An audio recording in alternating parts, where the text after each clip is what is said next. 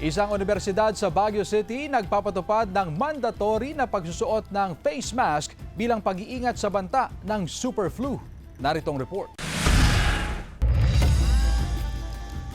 Naglabas ng abiso ang isang universidad sa Baguio hinggil sa mandatory na pagsuot ng face mask sa loob ng kanilang campus. Layo nitong makaiwas sa banta ng super flu. Hinihikayat ang mga estudyante, guro at kawani na magsuot ng face mask lalo na kung nakararanas ng mga sintomas gaya ng ubo, sipon o iba pang respiratory discomfort habang nasa loob ng campus. Ini-emphasize din naman natin yan as public health management measures doon po sa mga school settings natin. Ino-observe natin yung mga respiratory etiquette, yung pag-wear ng mask sa mga schools, lalo na sa mga crowded areas. Ayon sa Health Authority, magandang hakbang daw ito para maiwasan ang hawaan ng viral infections at mapanatiling ligtas ang kapaligiran sa loob at labas ng universidad. Ayon sa Department of Health Cordillera, bagamat bumaba ng 54% ang bilang ng pasyenteng tinamaan ng seasonal flu, kabilang ang influenza-like illnesses ngayong Enero, kung ikukumpara sa parehong panahon noong 2025, hindi pa rin daw ito dapat ipagsawalang bahala. Giit ng DOH, ang ILI ay madaling kumalat at maaring humantong sa mas malubhang komplikasyon kung hindi maagapan. Mabilis din itong makahawa partikular sa mga malalamig na lugar tulad ng Cordillera. Importante naman po dyan, nagpapacheck up.